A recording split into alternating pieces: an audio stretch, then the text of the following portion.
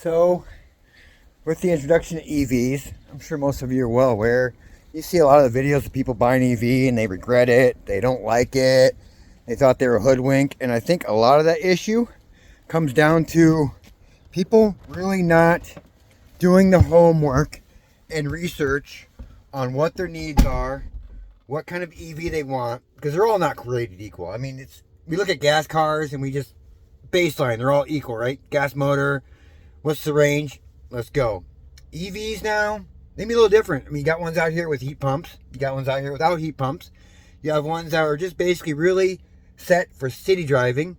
And then you have the ones like the Teslas and the other ones with the better tech, the better charging network, the better range, things of these nature. And I think a lot of people get caught up in the excitement of getting into EV and forget to really stop and look at what they really need, what will serve their purpose, the range.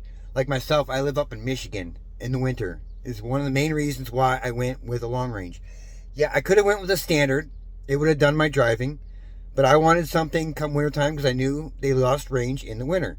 Another reason why I went with one with a heat pump. Because one without a heat pump drastically drops your range. I mean, if you're living down in Texas where it never really gets like this, but once in a while, you'd probably be okay with getting one without a heat pump and not have to worry about the long range and needing the range. So if you're out thinking about making that switch, do your homework, find one that fits your needs. I mean, I wasn't a huge fan of Tesla.